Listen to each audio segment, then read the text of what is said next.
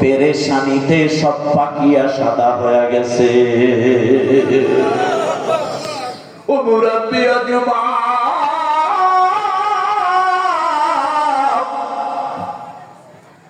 নবীরা নবীর সন্তানেরা শুনো,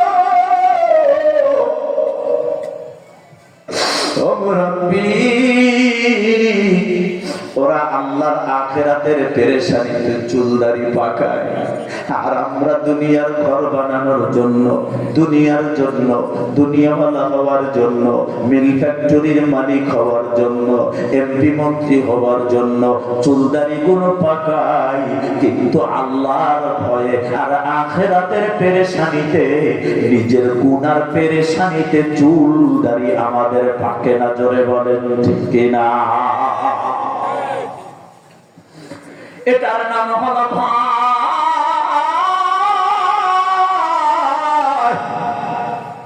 এই জন্য আমার আল্লাহ পবিত্র কোরআনে বলিয়া, আইয়ুহাল্লাযীনা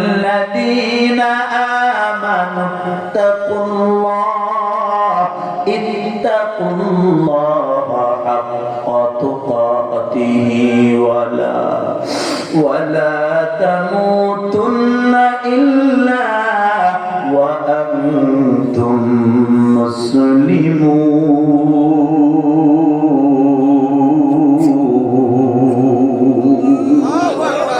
আল্লাহ ডাক দিয়া বলে, রে গোলাম ভয় করো, ভয় করার মতো ভয় করা, যেইভাবে ভয় করলে তুমি আল্লাহ ওয়ালা হইতে পারবা, যেইভাবে ভয় করলে তুমি গুনাহগুলো ছাড়তে পারবা, যেইভাবে ভয় করলে তুমি গুনাহ থেকে বাঁচতে পারবা, যেইভাবে ভয় করলে তুমি নেকের আমল করতে পারবা, যেইভাবে গুনাহ ভয় করলে পরে জাহান্নাম থেকে বাঁচতে পারবা, যেইভাবে ভয় করলে পরে তুমি জান্নাতের মেহমান হইতে পারবা, ওইভাবে ভয় করো। আর মরা তোমার লাগবে খবরদার, মুসলমান না হইয়া মরিও না। আওয়াজটা বাড়ায়া বলেন, হুকুমটা হলো আমার আল্লাহর পাঁচটা জ্ঞান নিয়ে কথা বলতেছিলাম। আল্লাহর গোলাম যুবক ডাক দিয়া বলে, ইয়া রাসূলুল্লাহ, দুইটা আমল আমার ভিতরে আছে, স্মরণ আছে নি বাবাজি? দুইটা আমল আমার ভিতর। এক নম্বরের আমল হলো আমি আমার আল্লাহকে বড় ভয় পাই। আল্লাহকে যে তুমি ভয় পাও, কি প্রমাণ আছে বলো? ইয়া রাসূলুল্লাহ, আমি আমার আল্লাহকে যে ভয় পাই এর প্রমাণ হলো সমস্ত গুনাহ থেকে নিজেকে বাঁচাইয়া আমি প্রমাণ করে দেই আমি আমার আল্লাহকে ভয় করি। হুজুর, আমি যখন জবান দিয়া কথা বলি, কথা বলার সময় আমার জবানে আল্লাহর ভয়, কথা বলার সময় আমি সাবধানে কথা বলি, আমার জবান দিয়া যেন কোনো গুনার কথা না বের হয়। আমি হাত দিয়া যখন কাজ করি, হাতে আল্লাহর ভয়, হাতের কাজে যেন আল্লাহ বেজার না হয়। আমি পা দিয়া যখন জমিনে একটা একটা কদম দিয়া হাঁটা শুরু করি, আমার পায়ের ভিতরে আমার আল্লাহর ভয়, আমার পা যেন কোনো গুনার কাছে না যায়। ও নবী, আমি ব্যবসা করি, ব্যবসায় আল্লাহর ভয়। ও নবী, আমি রাজনীতি করি, রাজনীতিতে আল্লাহর ভয়। ও নবী, আমার দাম্পত্য জীবন চালাই, সেখানেও আল্লাহর ভয়। যেন আমার কোনো চলা, আমার বলা, আমার বাণিজ্য কোনো জায়গায় যেন আল্লাহর বিরুদ্ধে কোনো আচরণ যেন না হয়। দুই নম্বরের আমল কি বলো?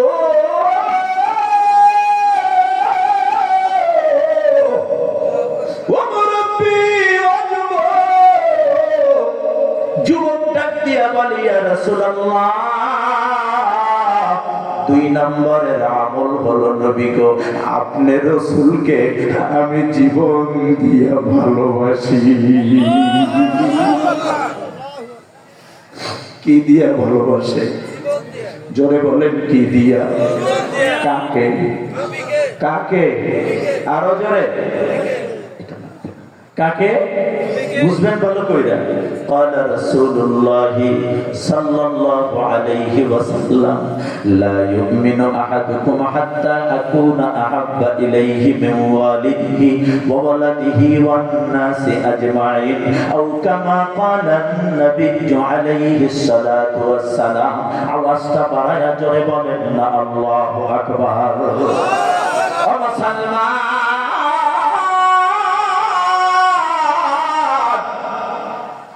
মুমিন হয়ে যদি মরতে চাও শুনো মুসলমান হয়ে যদি মরতে চাও ওরে আল্লাহর গোলাম পৃথিবীর সবার চাইতে আমার নবীকে ভালোবাসো রে আল্লাহু আকবার জোরে বলে কেমন ভালোবাসবা হযরত আম্মার রাদিয়াল্লাহু নবীকে ভালোবাসি ঈমান আল্লাহ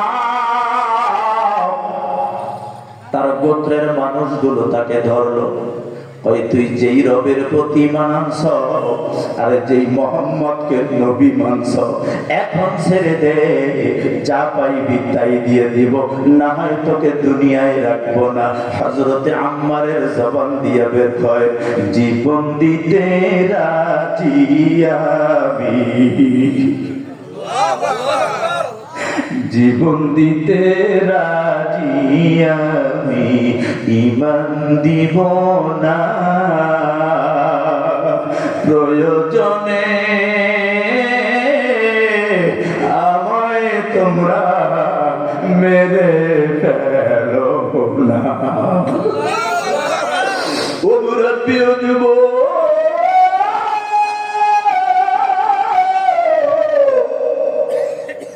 এরপর দালালের মা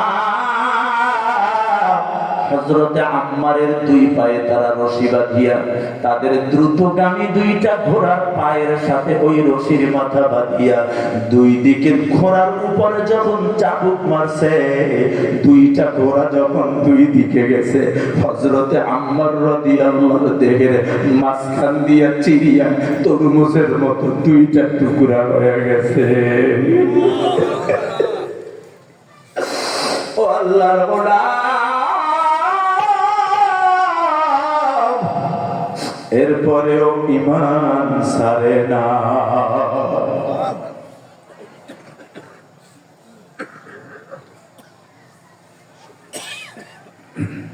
এবার শুনেন যুবক ডাক দিয়া বলে ইয়া রাসূলুল্লাহ আপনি রাসূলকে আমি জীবন দিয়া ভালোবাসি নবী বলে তুমি যে জীবন দিয়া ভালোবাসো এর কি প্রমাণ আছে বলো কই ইয়া রাসূলুল্লাহ আপনি রাসূল আমাকে যা পড়তে বলেছেন ওটা আমি পড়ি যা করতে বলেছেন ওটা আমি করি আপনার সুন্নাতে নববীর উপর আমার জিন্দেগি আমি করি নবী দাড়ি যেমনে রাখতে বলেছেন সেভাবে রাখছি পোশাক যেমনে গায়ে দিতে বলছেন ওইভাবে গায়ে দেই যেমনে মাথায় টুপি দিতে বলছেন ওইভাবে দেই রাসূল আপনি বলছেন হালাল বিবির কাছে যাইতে পর নারীর কাছে জেনা করতে নিষেধ করেছেন আমি যাই না ইয়া রাসূলুল্লাহ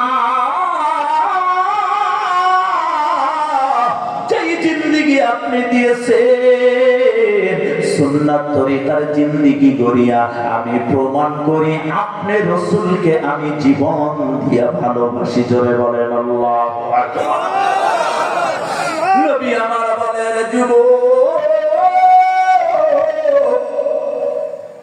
এটাই যদি তোমার মনের অভিপ্রায় হয় তাহলে আমি রাসূল তোমাকে জানাইলাম যেই নবীর জন্য তুমি পাগল আমি রাসূল জানাইলাম তোমার জান্নাত আমি রাসূলের সাথেই হবে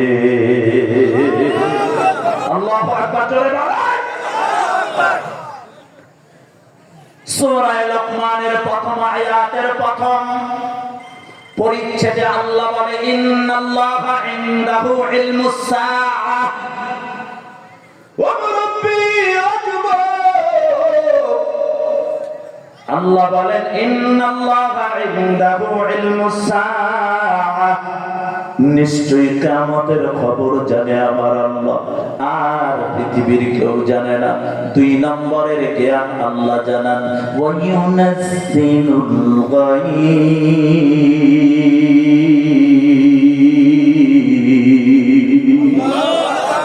আল্লাহ বলে বৃষ্টি নাজিল করেন কে? জোরে বলে। পিরোজপুর থেকে আজকে সকাল 11টায় যখন রওনা দিয়ে মেঘে আসন্ন হয়ে গেছে, মনে হয় যেন বৃষ্টি পড়বে, না জানি পড়েছে কিনা। মানিকগঞ্জে বৃষ্টির অভাব নাই, কিন্তু হেমায়েতপুরে বৃষ্টি নাই, এমন ঘটনা আছে না? না, বুঝার জন্য বলি, খেয়াল।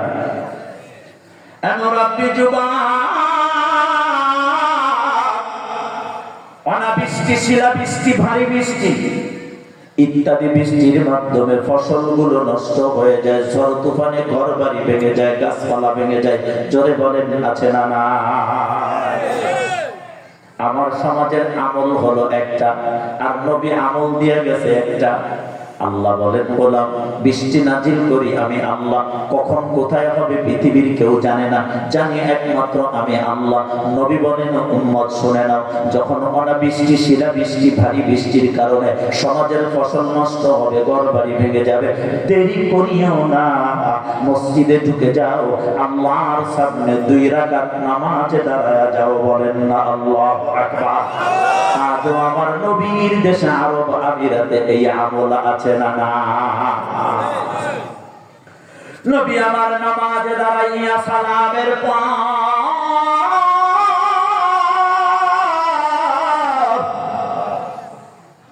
আল্লাহর আদালতে বলতো, আল্লাহ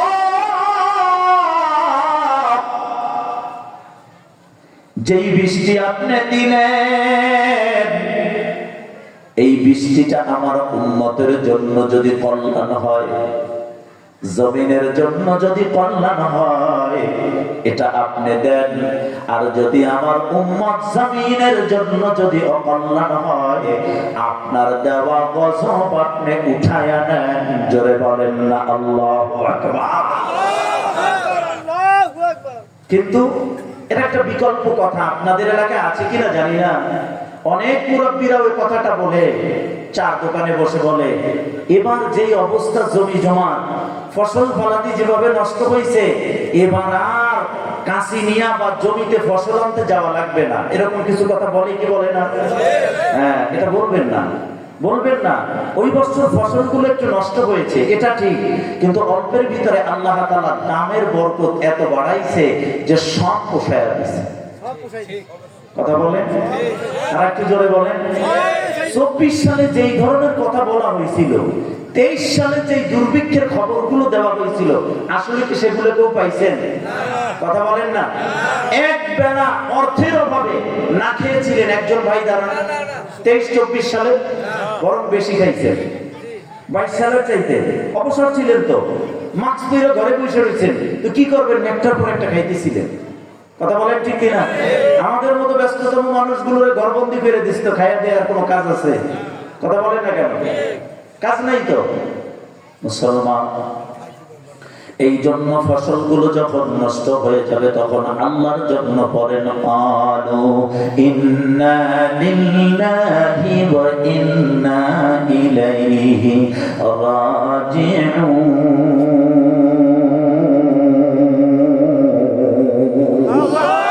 সূরা বাকারা 2 নম্বর পারার 2 নম্বর পৃষ্ঠায় আল্লাহ জানায়া দেয়, গোলাম শুনো, আল্লাযীনা ইযা আসাবাতহুম মুসিবা, যখনই কোন মুসিবতে পড়ে যাও, বিপদে পড়ে যাও, বিপদ এসে গেছে, বলো ইন্না, বলেন না কেন, ইন্না লিল্লাহ ওয়া ইন্না ইলাইহি, আমরা কার কাছে ফিরে যাব? জোরে বলেন না, কার কাছে ফিরে যাব? আল্লাহর কাছে বলেন, আল্লাহ আমরা তো আপনার কাছে আবার ফিরে যাব। সুবহানাল্লাহ, জোরে বলেন না।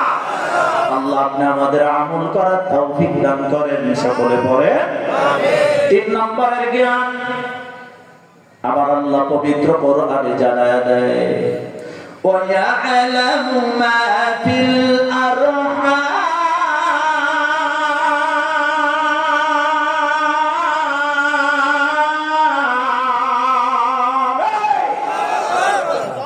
আল্লাহ বলেন মার পেটের ভিতরে কি আছে ছেলে নামে আওয়াজ দিয়া বলেন খবরটা জানে কে? সংক্ষেপ বলে দেই, আজকের আধুনিক প্রযুক্তি, আধুনিক বিশ্বের স্বাস্থ্যের বিভাগ থেকে বলা হয় আমরা বলতে পারি, চেক করে বলতে পারি মার পেটের ভিতরে ছেলে আছে না মেয়ে আছে। ও মুসলমান ইমানদার, মেঘলা আকাশে সূর্য যখন মিটমিট করে দেখা দেয়, চোখ থাকলে সূর্য দেখা সহজ, কিন্তু পূর্ব দিক থেকে সূর্য যিনি উঠান আওয়াজ দিয়া বলেন তিনি কে? যদি ক্ষমতা থাকে দেখা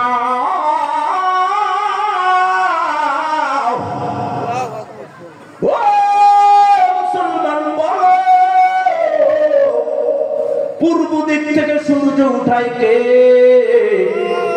আমার মার উদরে সন্তান দেয় কে? জোরে বলেন না কে? তুমি মেশিন দিয়া বলে দাও সন্তান আল্লাহ দেওয়ার পর, যদি তোমার ক্ষমতা থাকে তাহলে তুমি একটা সন্তান দিয়ে দেখায়া দাও। কত সন্তান হারা মা গুলো কাঁদে, কত সন্তান হারা বাবার সন্তানের জন্য কাঁদে। আমার বিবাহের পরে 8 বছর সন্তানের চেহারা আমি দেখি নাই। 4 বার আমার অ্যাক্সিডেন্ট হয়েছে আমার স্ত্রী। 5ম বারে বিয়ের 8 বছরের সময় আল্লাহ আমাকে একটা ছেলে দান করেছে। দোয়া করবেন এবছরে একটুখানাই দিয়েছি, আল্লাহ যেন হাফেজ আলেম বানায়। চলে বলেন আমি ও যুবক,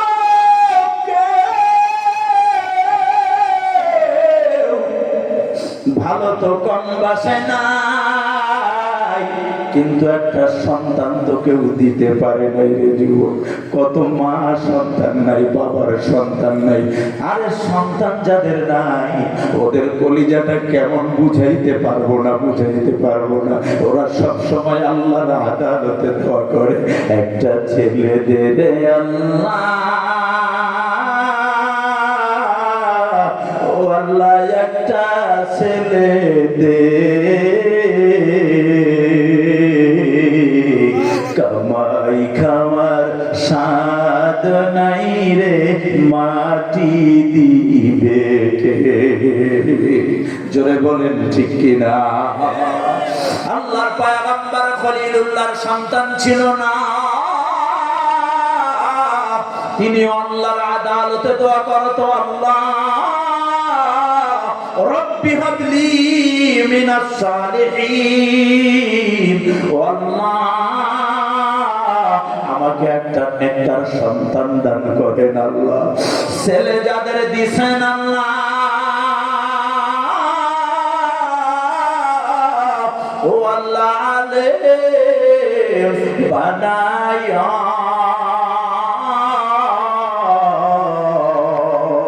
বাপমার জানাজার সামনে রে আল্লাহ ইমাম বানায়ো। জোরে বলেন আমি। আল্লাহ আমাদের সন্তান যাদের দিলেন আমাদের জানাজার ইমাম বানায়া দিয়ে আমিন। জোরে বলেন না। আমাদের দাদা দাদির জানাজার ইমাম বানায়া দিয়ে, নানা নানির জানাজার ইমাম বানায়া দিয়ে, বংশের ভিতরে বেশি বেশি আলেম দান করেন আল্লাহ। অনুরাব্বি আজবা, এই জন্য একজন পরিবার আছে শুধু মেয়ে হয়, আল্লাহ মেয়ে দেয় কিন্তু ছেলে হয় না।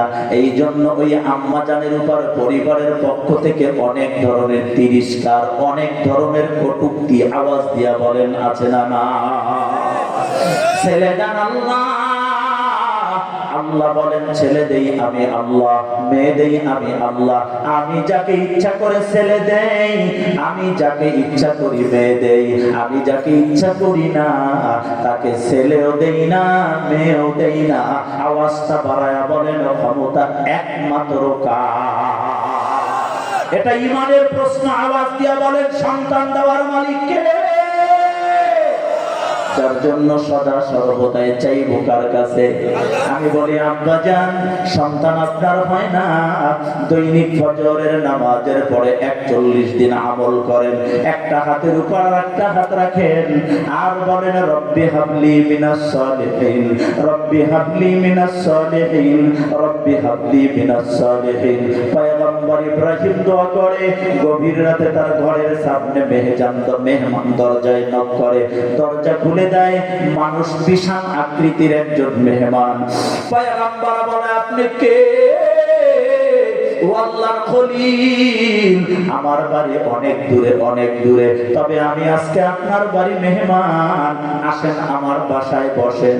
স্ত্রীর কাছে গিয়ে বলে ওগো স্ত্রী বলো, ঘরের ভিতরে মেহমান আছে, কেমন করে মেহমানের আপ্যায়ন করব?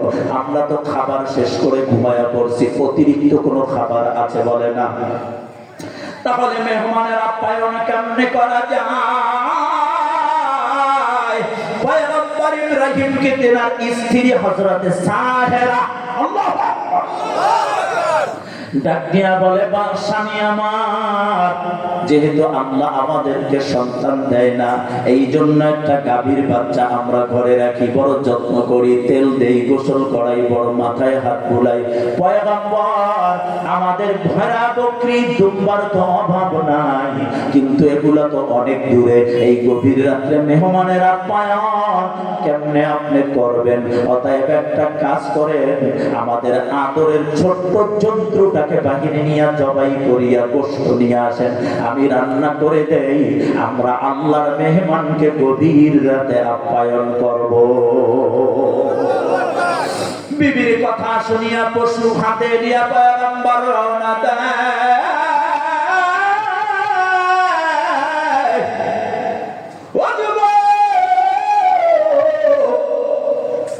মেহমান ডাক দিয়া বলে, আল্লাহর খলিল, আপনি কোথায় যান? আল্লাহর সন্তুষ্টির জন্য, আপনার আপ্যায়নের ব্যবস্থার জন্য পশুটিকে জবাই করতে চাই। পয়গম্বরকে জবাব দিলেন, পয়গম্বর, এই পশুটাকে নিয়ে ঘরে যান, জবাই করা লাগবে না, আমি দুনিয়ার সাধারণ কোন মেহমান না, আল্লাহ আপনার স্ত্রী আর আপনাকে পরীক্ষার জন্য এই গভীর রাতে আমাকে পাঠাইছে, আমি দুনিয়ার সাধারণ কেউ না, আমি আল্লাহর ফেরেশতা, আমার নাম জিবরাইল। ও পয়গম্বর, আল্লাহ আপনাকে এই মুহূর্তে খবর দিয়েছে, এই 90 বছর বয়সে আপনার বিবি সাহেরার সাথে যদি আপনি আজকে মিলন করেন, আজকের মিলনের দ্বারা আল্লাহ শুধু নেক সন্তান নয়, নবীর ঘরে আল্লাহ নবী পাঠায়া দিবে। এই জন্য যাদের সন্তান নাই, ফজরের নামাজের পরে আল্লাহর আদালতে দোয়া করে, রব্বি হাবলি মিনাস সালিহিন, এইভাবে বারবার বারবার বারবার দোয়া করতে থাকেন আর দোয়া করতে থাকেন। কিছু দান সদকা করেন, গরিবের কাছে যান, এতিমকে খাওয়ান, দুস্থ মানুষের পাশে দাঁড়ান। এই শীতের সময় অনেক গরিব মানুষ গরম কাপড়ের জন্য বড় কষ্ট পায়, গোপনে গোপনে একটা গরম কাপড় কিনিয়ে ওই গরিব মানুষটাকে রাতের আধারে দিয়ে আল্লাহর আদালতে দরখাস্ত করেন, রব্বি আমার যেটা কেউ দিতে পারবে না, কলিজা খুলে বিশ্বাস নিয়ে বলেন সেটা দিবেন কে? সেটা আমার আল্লাহ দিবেন। এই জন্য যাদের মেয়ে হয় তাদেরকে খোটা দিবেন না, তাদেরকে কষ্ট দিবেন না। মেয়ে বারবার হয়, এটা যদি স্ত্রীর অপরাধ হয় তাহলে পুরুষের অপরাধ কেন হবে না? আওয়াজটা বাড়াইয়া বলেন, কথা ঠিক না? সন্তান দেয় আমার আল্লাহ, আওয়াজ দিয়া বলেন, নিয়ে যায় কে? নিজের হাতে সন্তান কাঁধে ধরে কবরে কেউ নামাইছেন, এমন বাবা কেউ আছেন? আমি একজন আছি। নিজের সন্তান কবরে নামানো এটা কত কষ্ট, সন্তান নাই এটা যেমন কষ্ট, অনুরূপ ভাবে যাদের মেয়ে হয় ছেলে হয় না ওদের কলিজায়ও এর চাইতে বেশি কষ্ট আছে না না। অতএব তাদেরকে খোঁটা দিও না, তাদের মনে আঘাত দিও না। এই 3 নম্বর জ্ঞান হলো আমার আল্লাহর মার পেটের ভিতরে ছেলে দেয় না মেয়ে দেয় এটা পৃথিবীর কেউ জানে না। সন্তান যিনি দেয় জোরে বলেন তিনি কে? 4 নম্বর সূরা লুকমান 4th নম্বর পরিচ্ছেদে আল্লাহ জানা দেয় وما تدري نفس ماذا تكسب غدا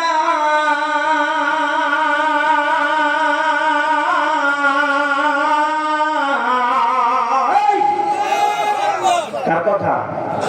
জোরে বলেন না কার কথা? আগামী কালকের খবর বান্দা জানে না।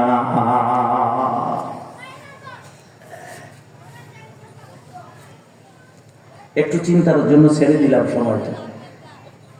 কখনো ভেবেছেন? আল্লাহ বলে বান্দা আগামী কালকের খবর বান্দা জানে না। কে জানে? আল্লাহ। আপনি জানেন কি হবে আগামী কালকে? খাবেন কোথায় জানেন? কেউ জানে না। বান্দা আগামী কালকের খবর জানে না। এখানেই বান্দার দুর্বলতা খুব বুঝবেন। আগামী কালকের ঘটনা আমার আল্লাহ ঘটান, এই জন্য আমার আল্লাহ চিরমহান। আল্লাহু আকবার জোরে বলেন। আগামী কালকের ঘটনা ঘটাইতে এই জন্য আল্লাহ চিরমহান। আমরা আগামী কালকের খবর সম্পর্কে কিছুই ধারণা রাখি, এই জন্য আল্লাহর সামনে আমরা চির দুর্বল। আল্লাহু আকবার জোরে বলেন। ও মুসলমান ঈমানদার, এবারে তাহলে হিসাবটা মিলাইয়া বলেন আগামী কালকের খবর আমাদের যেহেতু জানা নাই, তাহলে ভালো আগামী কালকে হব না আজকে হব রে ভাই? আমার কথা বুঝেন নাই মনে হয়। বুঝে শুনে জবাব দেন ও মুরাব্বি যুবক, আজকে নামাজি হব না কালকে? জোরে বলেন। আমার ইমাম সাহেব কয় এরে বাবা নামাজটা পড়া যাস না। কয় হুজুর কালকে পড়ুন নে। কথা ঠিক হয় না ভাই? বলে কিনা বলেন? হুজুর আজকে শরীর ভালো না। কি তারে তুই ফোলা মানুষ, তোর শরীর কেমনে খারাপ হয়? ওই হুজুর কাপড় ভালো না। আল্লাহ বলে ইন্নাল্লাহা ইউহিব্বুত তাওয়াবিন ওয়া ইউহিব্বুল মুতাতাহহিরিন। আল্লাহ বলে আমি ভালোবাসি তওবাকারীকে, পছন্দ করি তওবাকারীকে আর পবিত্রতাকে। জোরে বলেন না আল্লাহু আকবার। পবিত্র যারা থাকবে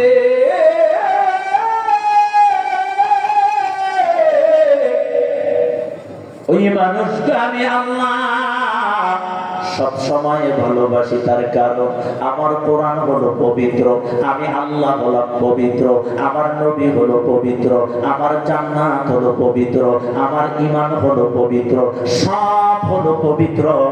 আর ওই পবিত্র জান্নাতে থাকার জন্য বান্দা তোমার নিয়ত থাকলে তোমারও থাকা লাগবে পবিত্র। বলেন ঠিক কিনা? তাহলে আরেকটা কথার জবাব দেন, মনে কষ্ট নিয়েন না। আজকে আপনার ঋণ পরিশোধ করবেন না কালকে? আরেকটা জোরে বলেন। একটা চার দোকান আছে নি এখানে? চার দোকানের সামনে থেকে একটা যুবক হেঁটে যায়। দোকানদার ডাক দিল ভাতিজা আসো, তোমার কাছে কিছু পাওনা আছে, একটু হিসাবটা মিলাইয়া দিয়া যাও। ভাতিজার পকেটে টাকার অভাব নাই, কিন্তু ক্ষমতা আছে চাচারে ধমক দিয়া বাড়িতে চলে যায়। এমন বড় বড় সন্তান আছে না? না বেজার হবেন না বাবা। ও যুবকেরা বেজার হইও না বাবা, একটু শোনো কথা, একটু শোনো না, বেজার হইও না। হঠাৎ ফজরের আজানের আগে খবর হয়ে গেছে যুবক নাই। এমন ঘটনা আছে না? না,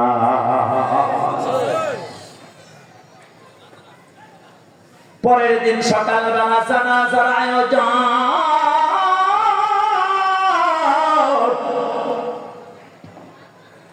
দোকানদার দৌড়ায় গিয়া বলতেছে, ভাইরা মৃত ব্যক্তির কাছে আমি কিছু পাওনা আছে। এখন সবাই বলে এইভাবে বলা ইজ্জতের ব্যাপার, পরে আইসো জানাজা হয়ে গেছে, লাশ দাফন হয়ে গেছে, এখন আবার গেছে, ভাই আমি গরিব মানুষ, চার দোকান দিয়ে খাই, আর তো কোনো পুঁজি নাই, আমার টাকা কয়টা দিয়ে দেন। অল্প টাকা কয়। তুমি যে এই মৃত ব্যক্তির কাছে পাবে তার প্রমাণটা বলো। আওয়াজটা বাড়াইয়া জোরে বলেন না নাউজুবিল্লাহ। কি চাই বলেন না কেন? কি চাই? প্রমাণ চাই। মুসলমান ইমানদার, বহু সন্তান কুলাঙ্গার আজকে জমিনে বের হয়ে গেছে। বাবা জমিন ছেড়ে চলে গেছে, বাবার রেখে যাওয়া সম্পদ গুলো মুসমারিয়া খায়, কিন্তু বাবার রেখে যাওয়া ঋণগুলো পরিশোধ করে না। আছে না নাই? ঋণ পরিশোধের কথা যখন বলা হয়,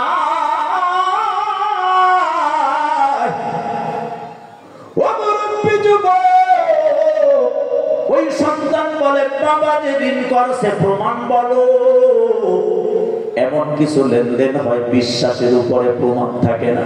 তুমি যদি তোমার বাবার সুসন্তান হও, তাহলে তোমার বাবার ঋণগুলো খুঁজিয়া খুঁজিয়া বের করিয়া দাও। যদি দিতে পারো, নবী আমার বলেন, তুমি তোমার জিন্দা মা বাবার খেদমতের সওয়াব তুমি পাওয়া যাইবা। আল্লাহু আকবার বলেন না? নবী আমার বলে, এই দুনিয়ায় যার মা নাই, এই দুনিয়ার জমিনে যার বাবা নাই, ওই বাবা আমার সন্তানের জন্য 5টা খেদমত নবী আমার রেখে গেছে। 1 নম্বর, বাবা মার কবরের পাশে চলে যাও, বারবার বাবা মার জন্য দোয়া করো। 2 নম্বর, বাবা মার জন্য কোরআন তেলাওয়াত করো, ইসালে সওয়াব করো বাবা মার জন্য। 3 নম্বর হলো, বাবা মা যদি কোনো ওসিয়াত রেখে যায়, ওই ওসিয়াত গুলো পূরণ করো, তাহলে তুমি জিন্দা আব্বা আম্মার খেদমতের সওয়াব পাওয়া যাইবা। 4 নম্বর, আব্বা আম্মা যেই ঋণগুলো রাখছে, ওই ঋণগুলো খুঁজিয়া খুঁজিয়া যদি আদায় করা যায়, তাহলে জিন্দা বাবা মার খেদমতের সওয়াব পাওয়া যায়। 5 নম্বরের খেদমত হলো, বাবার বয়সী মায়ের বয়সী যে মুরাব্বিরা বাড়িতে আছে, বাবার বয়সী চাচা আছে, বাবার বয়সী মামা আছে, বাবার বয়সী খালু আছে, বাবার বয়সী ফুফা আছে, জোরে বলেন আছে না নাই? ওই মুরাব্বিদের কাছে যাও, আর আস্তে আস্তে বলো, ও ফুফা, ও খালুজান, ও চাচা, ও আঙ্কেল, আমার আব্বা তো আপনার সাথে চলতো, চলার সময় কোনো ঋণ রাখছে কিনা, আব্বার ব্যবহারে আপনার মনে কোনো কষ্ট আছে কিনা, যদি থাকে আব্বাকে মাফ করে দেন। আব্বা যদি কিছু পায় তাহলে আমাকে দেন, আর আব্বার কাছে যদি কিছু পান তাহলে আমার কাছ থেকে নিয়ে যান। তুমি চেয়ারে বসে আছো, বাবার বয়সী মুরাব্বি হেঁটে আসছে, চেয়ার থেকে দাঁড়া। নবী আমার বলে, উম্মত, সে যেন তার জিন্দা আব্বাকে বসতে দিয়েছে। মায়ের বয়সী খালাম্মা আছে, ফুফু আম্মা আছে, একটা দৌড় দিয়া ফুফু আম্মার বাড়ি যা। বাংলা একটা প্রবাদ আছে, মায়ের খানা ছেড়ে খালার শরীরে। যদি বলেন কথা ঠিক কিনা? ওই ফুফু আম্মার বাড়ি যাও,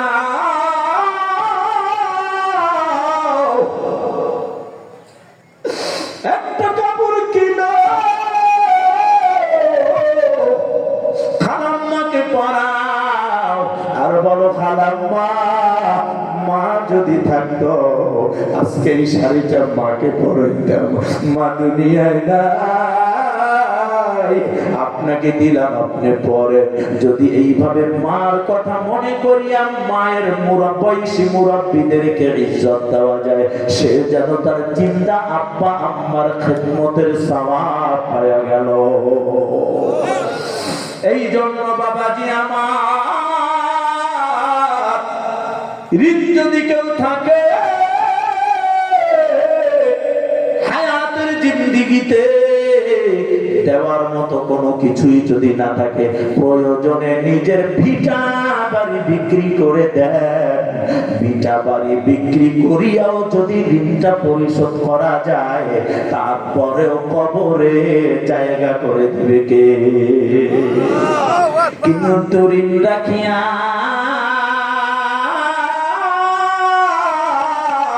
রাজেন্দ্রপুরের ভিতরে 2 কানি 5 কানি 10 বিঘা 20 বিঘা জায়গার মালিক হইয়া যদি কবরে যাও, 20 বিঘা জমির জায়গায় থাকবে রে, 3.5 হাত কবরে কিন্তু তোমাকে গ্রহণ করবে না। জায়গা রাখছে কয় বিঘা? 20 বিঘা। কবরে ঘুমাইছে কয় হাত? 3.5 হাত। 3.5 হাত মাটিতে তোমার গ্রহণ করবে না।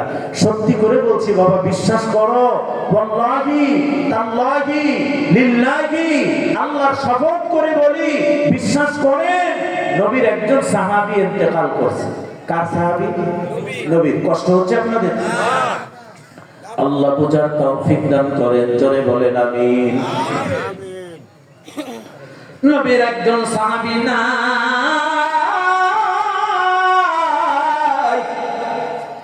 নবী জানাজার ইমাম, সামনে দাঁড়াইয়া নবী আমার বলতেছে, ও সাহাবীরা, যেই ভাইটি জমিন ছেড়ে বিদায় হয়ে গেল, আমি নবী জানাজা পড়াইতে আসলাম, এই সাহাবীর উপর তোমরা কোনো পাওনা ঋণ আছে কিনা বলো। সবাই বলে না, কিন্তু 3 জন দাঁড়ায় বলে হ্যাঁ, আমরা 3 জনেই মৃত ব্যক্তির কাছে পাওনাদার। নবী বলেন, ক্ষমা করে দাও। কয় হুজুর, আমরাও গরিব, কোনো সুযোগ নাই। কয় পরিবারকে বলো দেওয়ার জন্য। পরিবারের লোকজন বলেন না, দেওয়ার মতো এমন কোন তৌফিক আমাদের নাই, কারণ মদিনাতে আমাদের মতো পরিবার আর কেউ নাই। আমাদের মতো আর কোনো গরিব মানুষ নাই, কেমনি দিব হুজুর? নবী আমার বলেন, তাহলে তো বড় সমস্যা। একটা কাজ করা,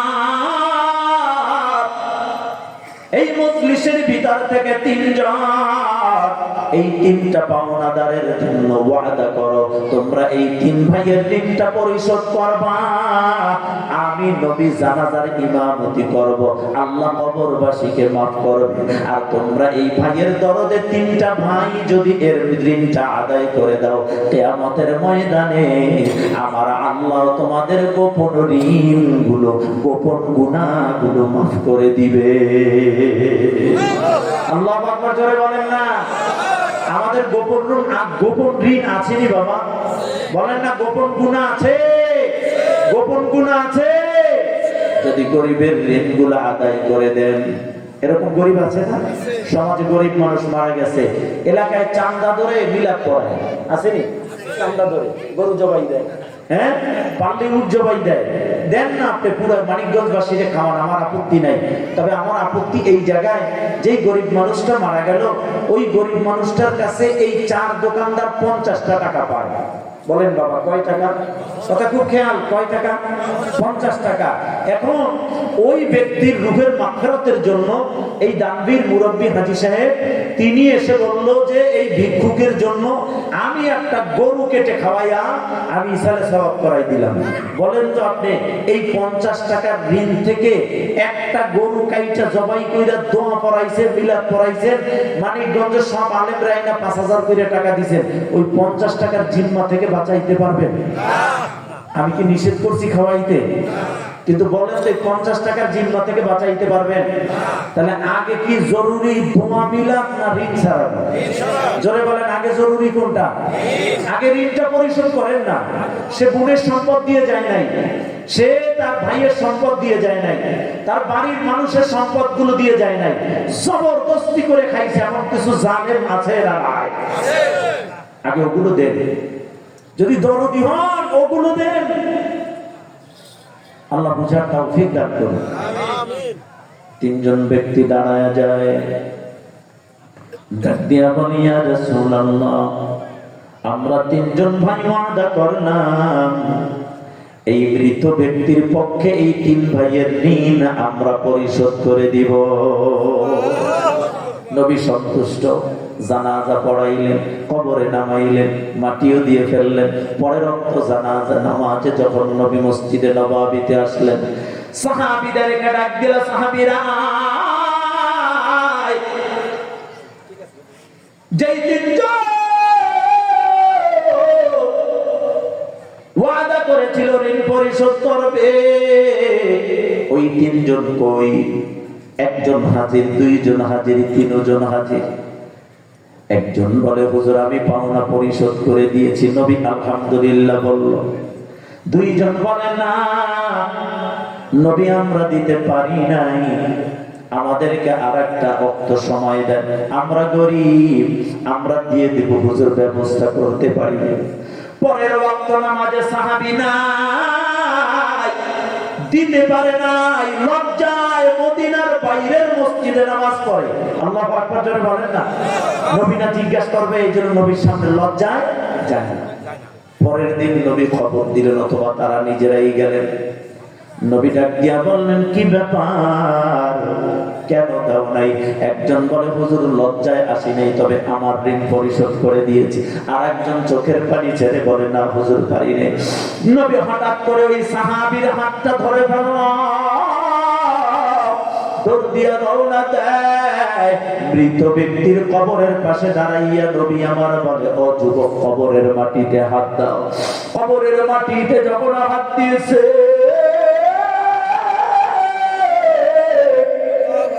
সাহাবীর হাত দিতে দেরি, উঠাইতে দেরি না।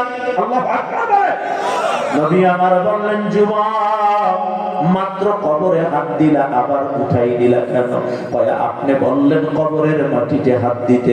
নবী আমার মনে হয় মাটিতে হাত দেই নাই, আমার মনে হয় আমি জ্বলন্ত আগুনের ভিতরে হাতটা ঢুকাইছি। বলেন নাউযুবিল্লাহ।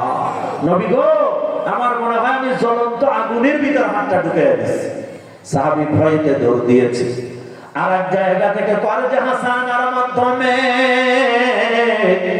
সাহাবী যখন ঋণটা পরিশোধ করিয়া নবীর কাছে খবর দিল, হুজুর আমার ঋণটা আদায় করছে।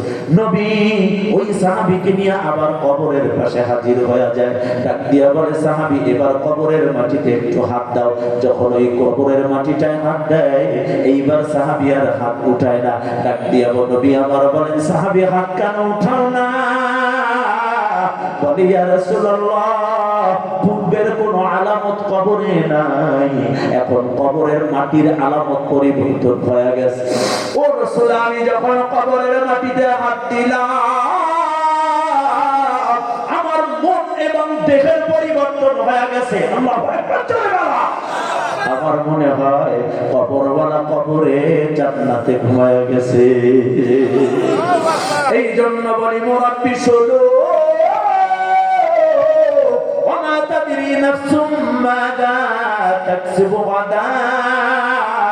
বান্দা আগামীকালকের খবর জানে না।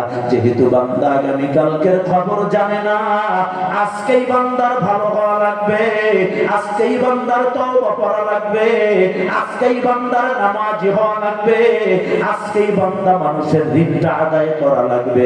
সাহাবায়ে কেরামদের জীবন ছিল, তারা যখন রাত্রিবেলায় ঘুমাইতে যাইত, ঘুমাইতে যাওয়ার সময় বিবিদের কাছে মাপ চাইতো, ও বিবিরা আমাদেরকে ক্ষমা করে দাও, চলার পথে কত ভুল কথা বলি, কত ভুল কাজ করি, আর মনে কষ্ট রাখো না, মাফ করে দিও। এই কথা বলিয়া ঘুমায়া যায় কেন? ভাই ঘুমের ভিতরে যদি মৃত্যু হয়ে যায়, সকালবেলা আল্লাহ যদি ঘুম থেকে আর না উঠায়, তাহলে আর চাওয়ার সুযোগ পাওয়া যাবে না। অতএব মাপ আগামীকালকে চাওয়া যাবে না, মাপ আজকেই চাইতে হবে। জোরে বলেন ঠিক কিনা? 5 নম্বরের জ্ঞান আল্লাহ তাআলা বলেন শুধু ওয়ামা তাদরি নাফসুম বিআই আরদিন তামুত।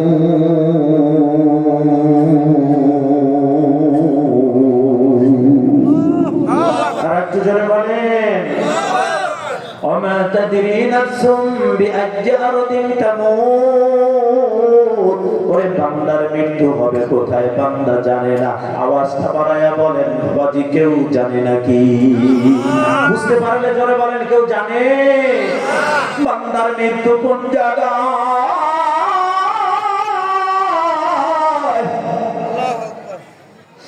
কেউ জানে না, কেউ না। কার মৃত্যু জানি?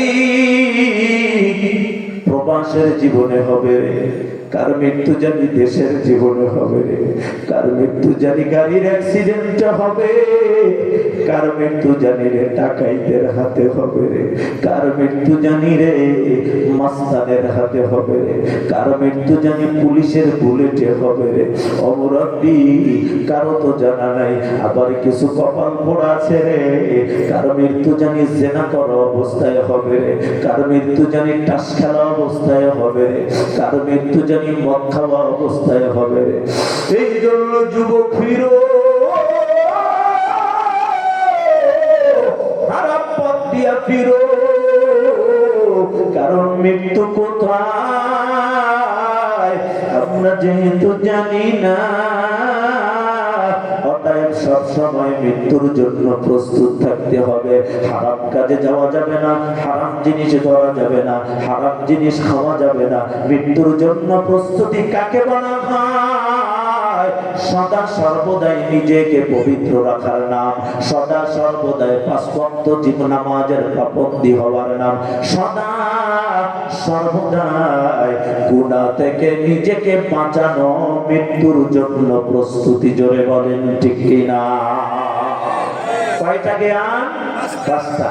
যা বললাম আল্লাহ আমল করার তৌফিক দান করেন। জোরে বলেন আমিন। আর একটু জোরে বলেন আমিন। আলহামদুলিল্লাহ। বাবাজি, আলোচনা যতটুকু করার চেষ্টা করেছি একটানা করার জন্য, ইখলাস নিয়ে বলার চেষ্টা করেছি। আল্লাহ আমাদেরকে আমল করার তৌফিক দান করেন। আপনাদের এই মাহফিলটা আপনারা অক্লান্ত মেহনত করে দিয়েছেন, ঠিক কিনা ভাই? এই মাহফিলে অনেক খরচ, সুন্দর একটি মসজিদও আপনারা করেছেন, মসজিদেও লম্বা খরচ।